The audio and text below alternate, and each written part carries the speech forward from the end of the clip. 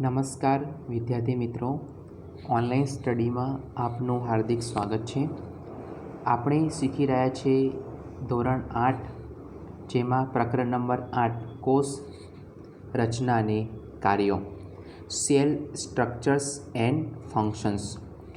તો વિદ્યાર્થી મિત્રો, કોષની રચના કેવી રીતે થાય છે, ડુંગળીના કોષો, ગાલના કોષો, તેની પદ્ધતિસર આપણે રચના શીખીશું. તો ચાલો વિદ્યાર્થી મિત્રો, આપણે પ્રસ્તાવનાથી આપણે સ્ટાર્ટ કરીએ. તો તમે આગળ અભ્યાસ કરી ચૂક્યા છો કે આપણી આસપાસની વસ્તુઓ કાં તો સજીવ છે કે નિર્જીવ.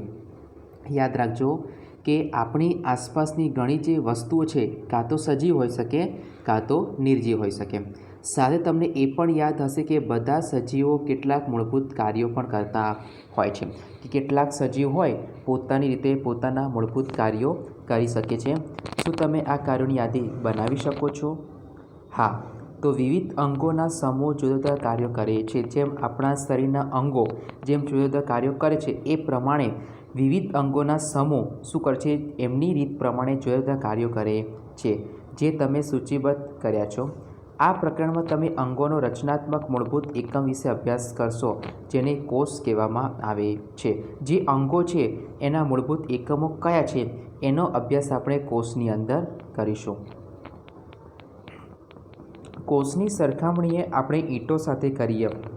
તમે જોઈ શકો છો કે ઈંટોનો એક સાથે ઢગલો આપણને જોવા મળતો હોય છે. જેવી રીતે ઈંટોને જોડીને ઇમારતનું નિર્માણ કરવામાં આવે છે, એવી જ રીતે વિભિન્ન કોષો એકબીજા સાથે જોડાઈને પ્રત્યેક સજીવ શરીરનું શું કરે છે, નિર્માણ કરે છે. શું કીધું છે કે જેમ ઈંટોને જોડીને શું બનાવવામાં આવે છે, ઇમારત. તો એ રીતે વિભિન્ન કોષો એકબીજા સાથે જોડાઈ જાય છે અને પ્રત્યેક સજીવ શરીરનું શું કરે છે, નિર્માણ કરે છે. તો આ રીતે અંગો દ્વારા કોષોનું સતત શું થાય છે, નિર્માણ થાય છે. કોષની શોધ ઈસવીસન 1665માં રોબર્ટ હુક નામના વૈજ્ઞાનિકે બૂચનો પાતળો છેદ લઈને સામાન્ય વિપુલદર્શક સાધનની મદદથી શું કર્યો હતો, અભ્યાસ કર્યો હતો. શું કીધું છે વિદ્યાર્થી મિત્રો કે રોબર્ટ હુક નામના વૈજ્ઞાનિકે ઈસવીસન 1665ની અંદર બૂચ એટલે કે એક પદાર્થ છે તેનો પાતળો છેદ લઈને સામાન્ય વિપુલદર્શક સાધનની મદદથી કોષનો સંપૂર્ણ અભ્યાસ કર્યો હતો. બૂચ એ શું છે, તો વનસ્પતિ છાલનો એક ભાગ છે જેને આપણે પદાર્થ તરીકે ઓળખીએ છીએ. તેઓએ બૂચનો પાતળો છેદ લીધો અને તેનો સૂક્ષ્મદર્શક યંત્રની મદદથી તેને શું કર્યો હતો, અભ્યાસ કર્યો હતો. તેઓએ બૂચના છેદમાં અનેક ખાના જેવી અથવા વિભાજિત ખંડો જેવી એક રચના જોઈ હતી. શું છે કે સૂક્ષ્મદર્શક યંત્રની મદદથી તેણે આ પાતળા છેદના બૂચનો અભ્યાસ કર્યો અને એ બૂચના છેદની અંદર અનેક ખાના જેવી અથવા વિભાજિત ખંડો જેવી રચના જોઈ હતી. તે ખાના મધમાખીના મધપૂડા ખાના જેવા હતા. તમે જોઈ શકો છો આકૃતિ 8.1માં જે રોબર્ટ હુક દ્વારા નિહાળવામાં આવેલા બૂચના જે કોષો હતા એ મધમાખીના મધપૂડાના ખાના જેવા દેખાતા હતા.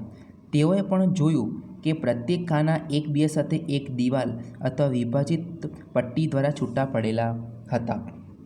શું કીધું છે કે પ્રત્યેક જે ખાના હતા એકબીજા સાથે એક દિવાલ અથવા વિભાજન પટ્ટી દ્વારા છૂટા પડેલા હતા અને રોબર્ટ હુકે પ્રત્યેક ખાનાને કોષ નામ આપ્યું હતું. જે તમને જુદા પડેલા વિભાજન પટ્ટી દ્વારા છૂટા પડેલા જે કોષો હતા એ રોબર્ટ હુકે જે પ્રત્યેક ખાના હતા તેમને કોષ તરીકે ઓળખ્યા હતા, એટલે કોષનું એક નામ આપ્યું હતું.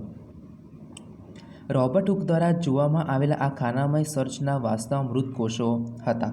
શું કીધું હતું કે રોબર્ટ હુક દ્વારા જે એણે ખાના જોયા અને કોષ નામ આપ્યું, એ ખાનામય સર્ચના વાસ્તવમાં જે મરી ગયેલી અવસ્થામાં મૃત કોષો હતા.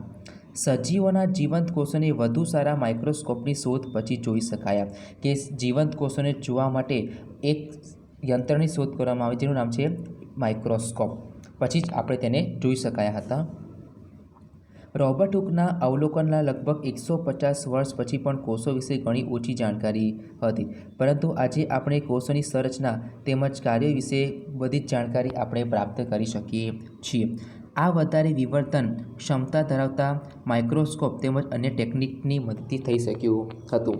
કે ધીમે ધીમે જે શોધો થઈ ટેકનોલોજીના આધારે અને ક્ષમતા થતી ગઈ એ પ્રમાણે આપણે વિવિધ પ્રકારના કોષોની સંરચના આપણે શીખતા ગયા અને સંપૂર્ણ ખ્યાલ પણ આપણને આવી ગયો હતો. ત્યારબાદ આપણે નવો ટૉપિક લઈએ કોષ. ઇમારત માટે ઈંટ તેમજ સજીવોના કોષોમાં બંને મૂળભૂત સંરચનામાં એકમ કોષ હોય છે. યાદ રાખજો કે ઇમારત માટે શું જોઈએ? ઈંટ. તો સજીવના કોષોમાં પણ આપણને મૂળભૂત સંરચનાત્મક એકમ તરીકે કોષ ખૂબ અગત્યના હોય છે. જેમ ઇમારતના નિર્માણમાં એક સમાન ઈંટોનો ઉપયોગ કરવામાં આવે છે. તમે જોઈ શકો છો કે જ્યાં મકાનનું નિર્માણ થતું હોય બરાબર, તો એ નિર્માણની અંદર એક સમાન ઈંટોનો ઉપયોગ કરવામાં આવતો છે. આપણે આડી ઈંટો તો જોઈ નથી શકતા. એક સમાન ઈંટોની અંદર જ આપણું એક ઇમારત તૈયાર થતું હોય છે. પરંતુ ઇમારતની ડિઝાઇન, આકાર અને કદ કેવો છે? અલગ અલગ. જે પ્રમાણે આપણે એની ઇમારતની ચોઈસ કરીએ છીએ એ પ્રમાણે એનો ડિઝાઇન, એનો આકાર, એનો કદ કેવો છે? સંપૂર્ણ અલગ અલગ હોય છે. તે પ્રકારે સજીવ સૃષ્ટિના સજીવો પણ એકબીજાથી જુદા હોય છે, પરંતુ બધા સજીવો શેના બનેલા છે? કોષોના બનેલા હોય છે. યાદ રાખજો કે બધા સજીવો શેના બનેલા હોય છે?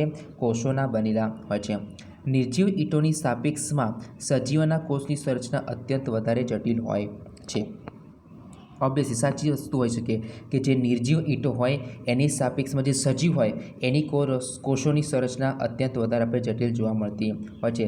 મરઘીનું ઈંડું સરળતાથી જોઈ શકાય છે. શું તે એક જ કોષનું બને છે અથવા કોષોનો શું છે? એક પ્રકારનો સમૂહ છે. તો તમે જોઈ શકો છો આકૃતિ 8.2 એમાં ઈંટોની દિવાલ બરાબર એક સમાન આકારે તમે જોઈ શકો છો અને બીની અંદર તમને ડુંગળીનું પડ દર્શાવેલું છે. તો મરઘીનું ઈંડું પણ શું છે? એક કોષ છે તથા કદમાં કેવું છે? મોટું હોવાથી તેને નરી આંખો વડે સરળતાથી જોઈ શકાય છે. શું કીધું છે?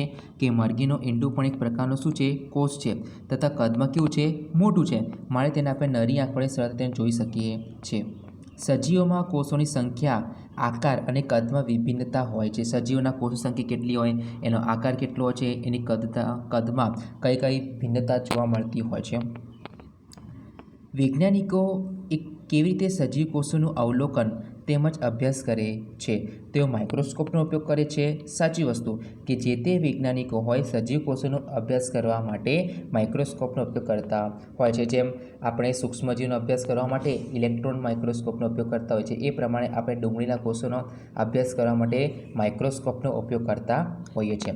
જેથી સરળતાને જે વસ્તુ નાની છે એ વસ્તુને આપણે માઇક્રોસ્કોપ દ્વારા મોટી જોઈ શકાય છે.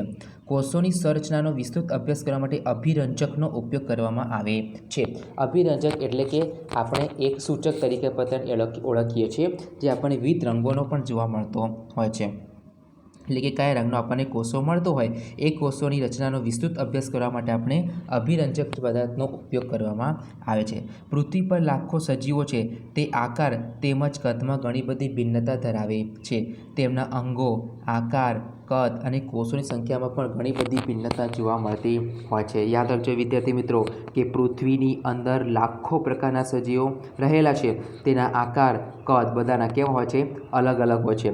તેમના અંગો, આકાર, કદ અને કોષોની સંખ્યામાં પણ ઘણી બધી ભિન્નતા આપણને જોવા મળતી હોય છે. ચાલો તેમાંથી કેટલાકનો આપણે અભ્યાસ કરીએ. તો કોષોની સંખ્યા. શું તમે કોઈ ઊંચા વૃક્ષ અથવા હાથીના શરીરમાં જોવા મળતા કોષોની સંખ્યાનું અનુમાન લગાવી શકો છો? શું કહ્યું છે કે તમે કોઈ ઊંચું વૃક્ષ જોયું હોય, હાથીના શરીરમાં જોવા મળતા કોષ સંખ્યાનું અનુમાન લગાવવું ખૂબ જ મુશ્કેલ છે. આ સંખ્યા અબજો, ખરબોમાં, મિલિયનમાં પણ આપણને જોવા મળતી હોય છે. મનુષ્યના શરીરમાં અબજોની સંખ્યામાં નાના નાના પ્રકારના કોષો જોવા મળતા હોય છે, જે રચના તેમજ કદમાં કેવા હોય છે? જુદા જુદા હોય છે. કોષોના જુદા જુદા સમૂહ અને અનેક પ્રકારના કાર્યો કરતા હોય છે. શું છે કે જે કોષો હોય એના જુદા જુદા સમૂહ અનેક પ્રકારના શું કરતા હોય છે? કાર્યો કરતા હોય છે. તો 1 અબજ એટલે કેટલા કરોડ થાય? 100 કરોડ. અને 1 કરોડ એટલે કે 100 લાખ પણ થઈ શકે છે. એટલે કે જે સંખ્યા જે કોષોને આપણને અબજોની સંખ્યામાં એ કોષો આપણને જોવા મળતા હોય છે અને એની રચના તેમજ કદમાં પણ જુદા જુદા હોઈ શકે છે.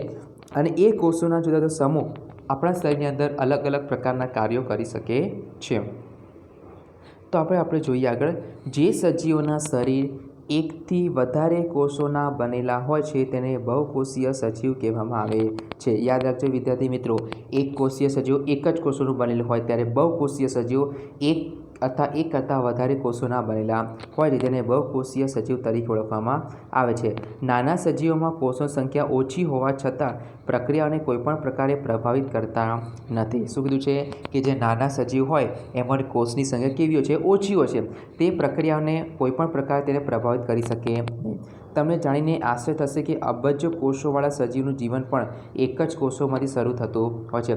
ભલે ગમે તેટલા અબજો કોષવાળા સજીવ હોય એમનું જીવન માત્ર એક જ કોષોથી શરૂ થતું હોય છે.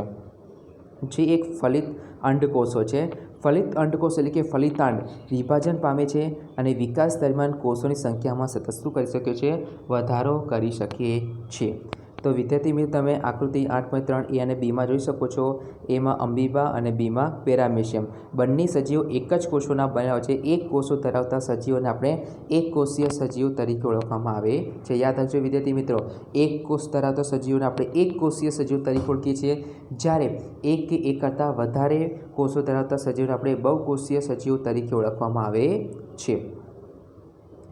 એક કોષીય સજીવો એ પણ ઘણી બધી આવશ્યક ક્રિયાઓ કરે છે જે બહુકોષીય સજીવો દ્વારા કરવામાં આવે છે. એક કોષીય સજીવ આપણું કહે છે અમીબા ખોરાકનું અંતર્ગણ તથા પાચન પણ કરી શકે છે. યાદ રાખજો, અમીબા જેવું પ્રાણી જે ખોટા પગો દ્વારા શું કરે છે? હલનચલન કરે છે અને ખોરાકનું અંતર્ગ્રહણ અને પાચન અન્નધાની એટલે ફૂટપાથ દ્વારા પણ કરી શકે છે અને શ્વસન, ઉત્સર્જન, વૃદ્ધિ તેમજ પ્રજનનની ક્રિયા પણ કરી શકે છે. જ્યારે બહુકોષી સજીવોમાં આ બધા કાર્યો વિશિષ્ટ કોષોના સમૂહ દ્વારા પૂર્ણ થતા હોય છે. જ્યારે એક કોષીય સજીવોમાં એક જ કોષો દ્વારા થતા હોય છે. કોષોના આ સમૂહ પેશીઓનું શું કરે છે? નિર્માણ કરે છે અને તથા વિભિન્ન પેશીઓ અંગોનું શું કરે છે? નિર્માણ કરે છે. કે સમાન સંરચના ધરાવતા કોષોના સમૂહને આપણે શું કહેવામાં આવે છે? પેશી. અને આ પેશી શું કરે છે? વિવિધ અંગોનું શું કરી શકે છે? નિર્માણ કરી શકે છે. તો આ રીતે વિદ્યાર્થી મિત્રો આપણે એક કોષીય અને બહુકોષીય સજીવોનું ઉદાહરણ દ્વારા આપણે સ્પષ્ટ કરી શકીએ છીએ. હવે જોઈએ આપણે કોષનો આકાર. તો આકૃતિ 8.3 એમાં તમે જોઈ શકો છો કે અમીબાની આકૃતિ તમે કેવા પ્રકારે વ્યાખ્યાયિત કરશો? તમે કહી શકો છો તેનો આકાર કેવો છે? અનિયમિત છે. યાદ રાખજો કે અમીબાનો આકાર કેવો હોય છે? અનિયમિત આકારનો હોય છે. જે વાસ્તવમાં અમીબાનો કોઈ નિશ્ચિત આકાર હોતો નથી. કેવો હોય છે? અનિયમિત હોય છે. તે તેના આકાર સતત બદલે છે. તેમના શરીરમાંથી બહાર નીકળતા વિવિધ લંબાઈના પ્રવર્ધોનું શું કરે છે? અવલોકન કરી શકે છે. શું છે? કે શરીરમાંથી બહાર નીકળતા વિવિધ લંબાઈના પ્રવર્ધોનું અવલોકન કરો, જે ખોટા પગ કહેવામાં આવે છે અને ખોટા પગ દ્વારા તે હલનચલન કરી શકે છે. જેવું કે તમે ધોરણ 7માં અભ્યાસ કરી ચૂક્યા છો કે આ પ્રવર્ત ગતિ કરતી વખતે ખોરાકનું અધિગ્રહણ કરતા સમય દેખાય છે અને પછી તો છે અદૃશ્ય પણ થઈ શકે છે. તો પોતાનો આકાર બદલવાથી અમીબાનો ઘણો બધો લાભ પણ થતો હોય છે. કેમ કે તે અમીબાનો બદલાયેલો જે આકાર, જે ખોટા પગનું નિર્માણ થાય છે અને તેની જે ગતિ છે એ ખોરાક ગ્રહણ કરવામાં શું કરી શકે છે? મદદ કરી શકે છે. તો આ રીતે અમીબાને એક નિશ્ચિત આકાર હોતો નથી. એનો આકાર અનિયમિત હોય છે. તેના આકાર સતત બદલતા હોય છે અને શરીરમાંથી બહાર નીકળતા ઘણા પ્રવર્ધોનું નિર્માણ કરે છે અને એ તેની જે ગતિ છે એ ખોરાક ગ્રહણ કરવામાં તેમને શું કરી શકે છે? મદદ કરી શકે છે. મનુષ્યના રુધિરમાં જોવા મળતા શ્વેતકણ એટલે WBC. યાદ રાખજો, મનુષ્યના રુધિરમાં જોવા મળતો કણ કયો છે? શ્વેતકણ WBC, જે એક કોષીય સંરચનાનું ઉદાહરણ છે જે પોતાનો આકાર શું કરી શકે છે? બદલી શકે છે. શ્વેતકણ પણ એક પ્રકારનો એક કોષ છે. જ્યારે અમીબા એક પૂર્ણ વિકસિત સજીવ છે જેનું સ્વતંત્ર અસ્તિત્વ છે. આ અગત્યનો મુદ્દો છે વિદ્યાર્થી મિત્રો, કે જે પોતાનો આકાર બદલી શકે છે. એ પ્રમાણે શ્વેતકણ એક પ્રકારનો શું છે? કોષ છે. જ્યારે અમીબા એ શ્વેતકણ દ્વારા એક પૂર્ણ વિકસિત સજીવ તરીકે ઓળખાય છે અને અમીબા એ પોતાનું સ્વતંત્ર અસ્તિત્વ ધરાવી શકે છે. તમારા મત મુજબ જેમાં લાખોની સંખ્યામાં કોષો આવેલા હોય છે એવા સજીવોમાં કોષોનો આકાર કેવો હશે? લાખોની સંખ્યામાં આપણે કોષો જોયા હશે, પણ એ સજીવના કોષોનો આકાર કેવો હોય છે? તો મનુષ્યના વિવિધ પ્રકારના કોષો જેમ કે રુધિર, સ્નાયુ, ચેતાતંત્ર કોષો તમને દર્શાવેલા છે. તો વિદ્યાર્થી તમે જોઈ શકો છો આકૃતિ 8.4 એની અંદર મનુષ્યના ગોળાકાર રક્તકણ જે લાલ રંગના હોય છે તમને દર્શાવેલા છે. બી આકૃતિમાં તમને ત્રાકાકાર આકારના અને સી આકૃતિ વચ્ચે લાંબા શાખિત ચેતાકોષ જેમાં અક્ષતંતુ, શિખાતંતુ, ચેતાંત વગેરે જોવા મળતા હોય છે. એટલે કોષો આવા વિવિધ પ્રકારના પણ હોઈ શકે છે. કેટલાક કોષો આપણે જોઈએ કે ગોળ ચપટા લંબાયેલા હોય છે, કેટલાક કોષો લાંબા પણ હોય છે અને બંને છેડે આપણને અણીવાળા પણ દેખાતા હોય છે. તેઓનો આકાર કેવો છે? ત્રાકાકાર. જે અણીવાળા હોય તેઓનો આકાર આપણને ત્રાક આકાર જેવા દેખાતા હોય છે. તમે આકૃતિ 8.4bમાં તમે જોઈ શકો છો. ઘણીવાર કોષો ઘણા બધા લાંબા પણ હોય છે, કેટલાક કોષો શાખાવાળા પણ. આ બધી શું છે? તમને શાખા દર્શાવે છે, એટલે અક્ષતંતુ, શિખાતંતુ, ચેતાંત, ચેતોપાગમ, આ બધી સ્પેશોના આધારે ચેતાતંતુનું શું થાય છે? નિર્માણ થાય છે, ચેતાકોષો.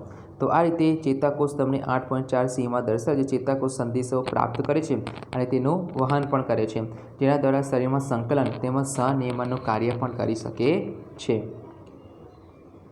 તો આ રીતે વિદ્યાર્થી મિત્રો આપણે મનુષ્યના રક્તકણ, ત્રાકારણ આકારના સ્નાયુકોષો, લાંબો શાખી ચેતાકોષ વિશે સંપૂર્ણ જાણકારી આપણે મેળવી. ત્યારબાદ એકકોષીય સજીવો અને બહુકોષીય સજીવોની આપણે ઉદાહરણ સહિત તેની માહિતી આપણે મેળવી.